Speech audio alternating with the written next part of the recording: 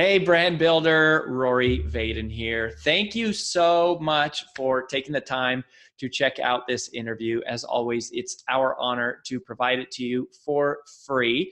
And wanted to let you know there's no big sales pitch or anything coming at the end. However, if you are someone who is looking to build and monetize your personal brand, we would love to talk to you and get to know you a little bit and hear about some of your dreams and visions and share with you a little bit about what we're up to see if we might be a fit. So if you're interested in a free strategy call with someone from our team, we would love to hear from you. You can do that at brandbuildersgroup.com/podcall, brandbuildersgroup.com/podcall. We hope to talk to you soon.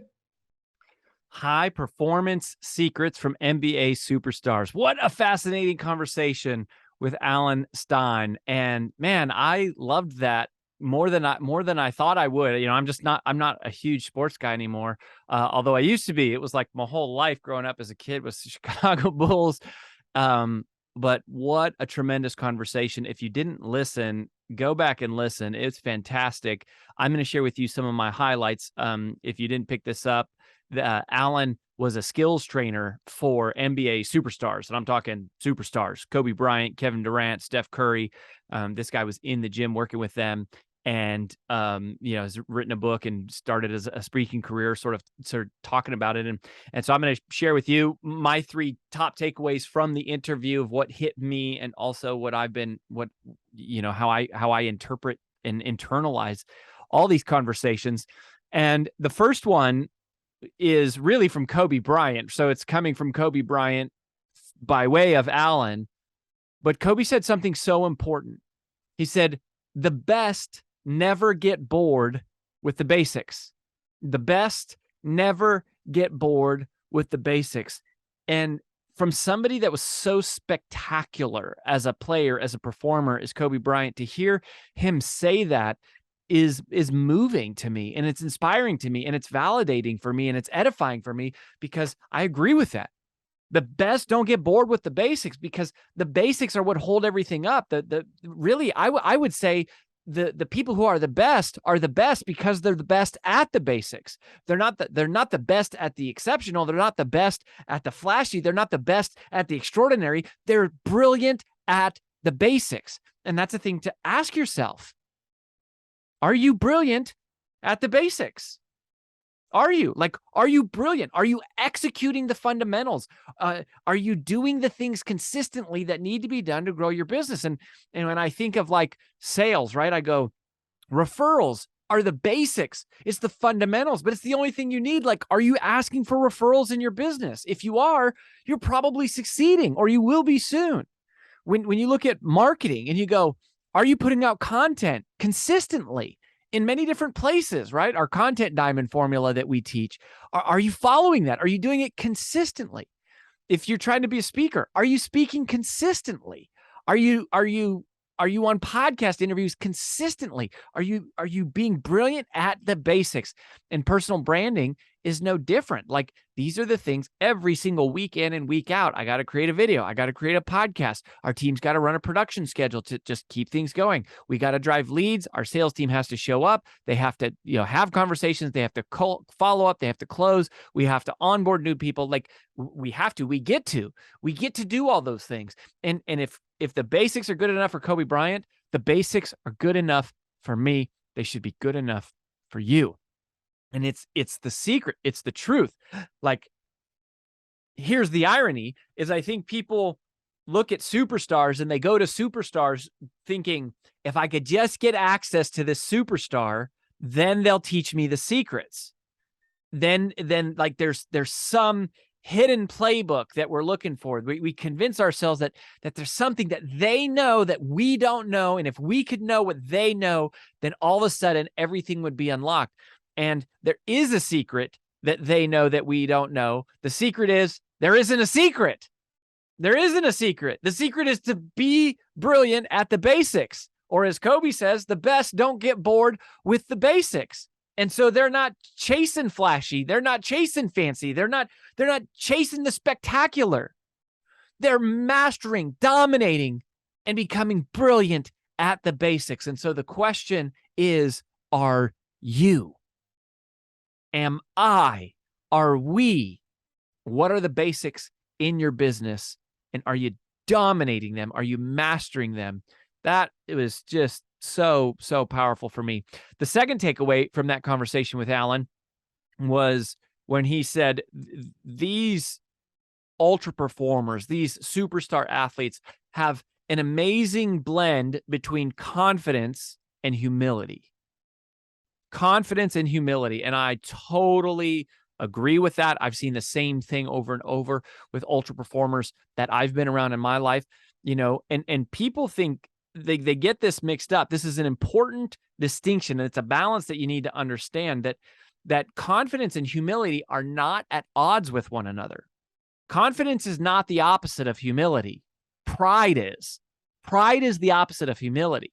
Like, being prideful is like, that's more about who you're doing it for, right? To me, confidence is the way you're doing it. But pride is who you're doing it for. And so when you have confidence, it's the way you're doing it. You're doing it bold, you're doing it aggressive, you're doing it assertive. You're doing it with fire, you're doing it with passion. You're all in, you're leaning into it. You're utilizing and accessing and withdrawing and leveraging and pulling and investing every asset you have into what you're doing, the way you're doing it, and doing it well.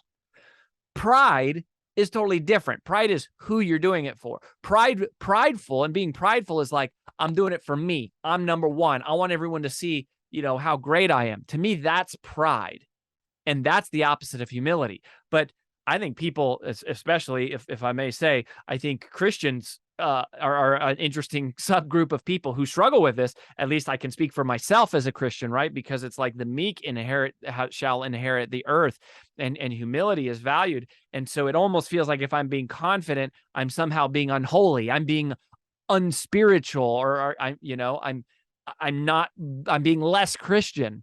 But I don't see those at conflict at all, at least not now. I've been able to reconcile it. I do see pride as being an issue, because pride is doing it for me, showing the world, look at me, look how awesome I am. Y'all need to respect me, you need to bow down to me.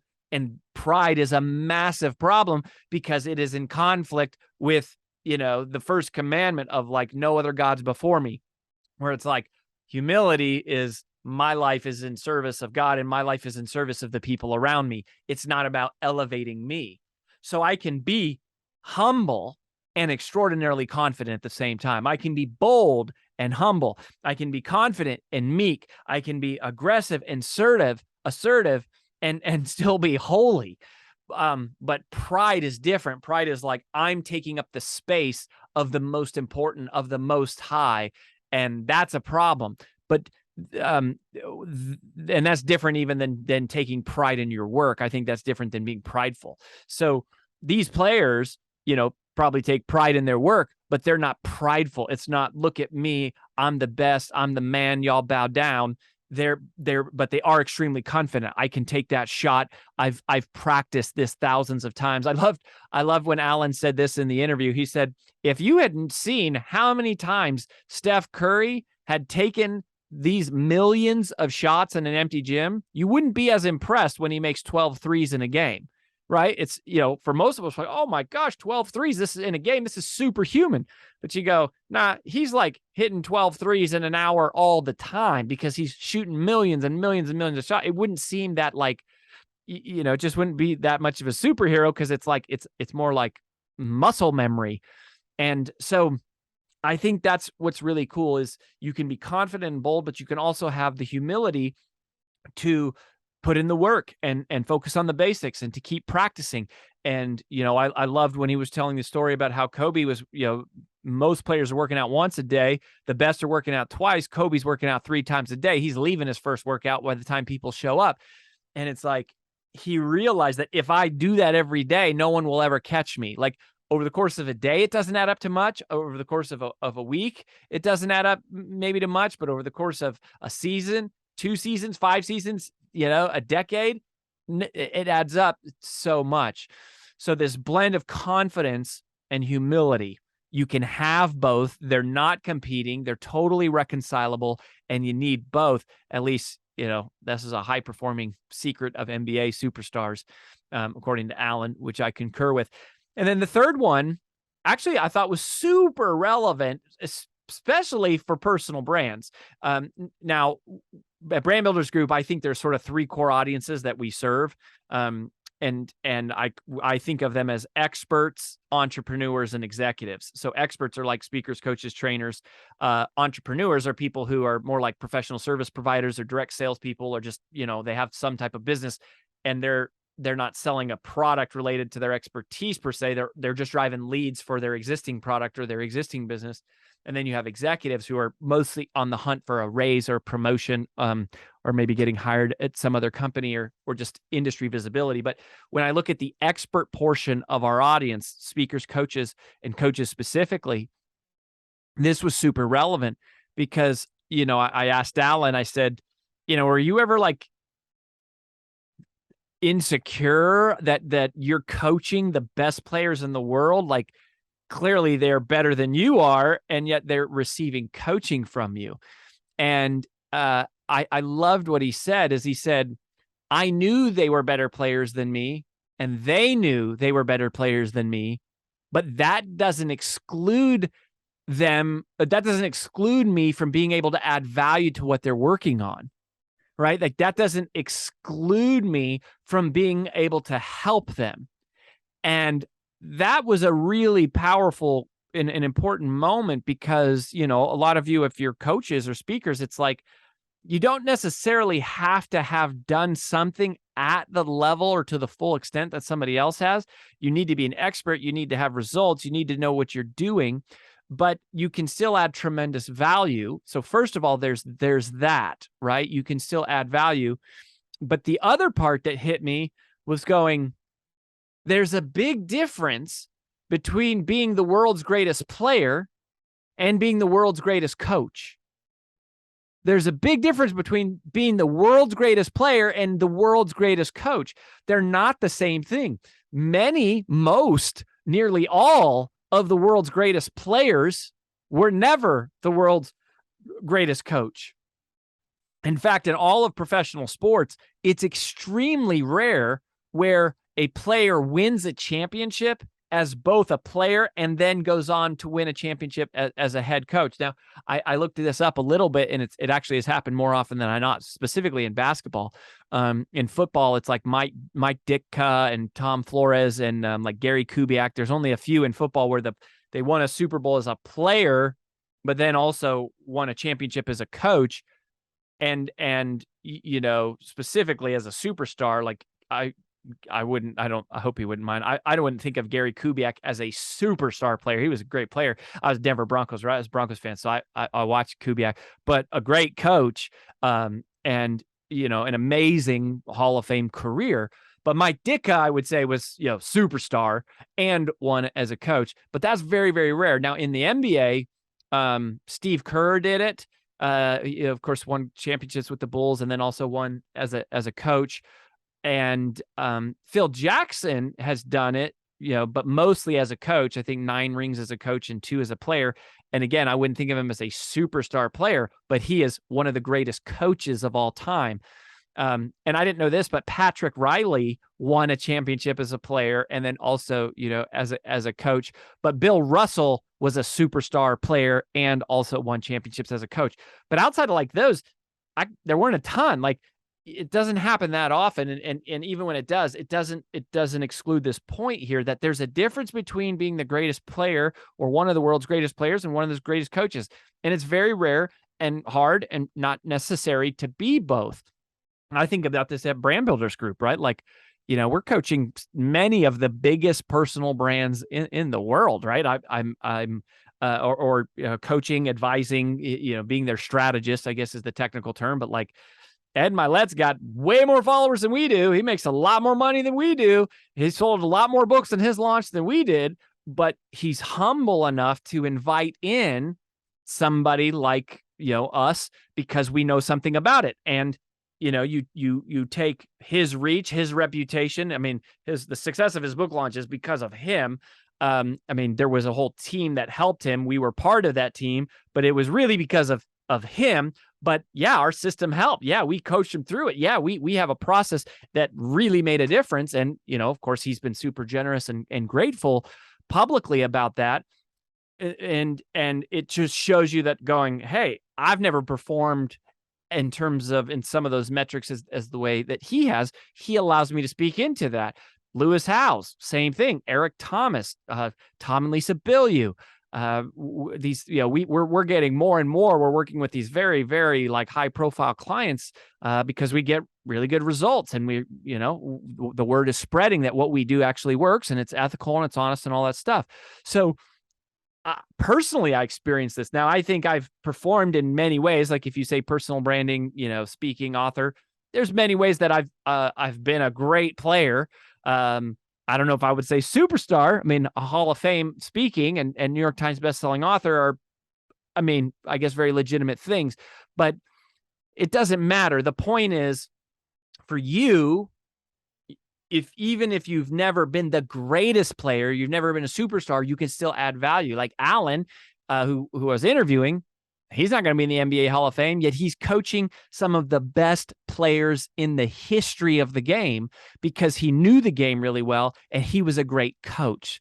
And so I just hope if you ever have that sort of imposter syndrome of like, am I qualified to coach entrepreneurs who do better than me? You go, well, sure, you might be, you might not be, but you might be if you have legitimate insights that can help them, even if you've never been to that level yourself. Now, that said, I really pride myself, and AJ really prides herself. We pride ourselves as a culture, a brand builders group, that we teach people to do things that we do and that we have done. So, we're not teaching someone like Ed Milet something that we haven't done ourselves or tried out. It's just we're teaching him something that we know works.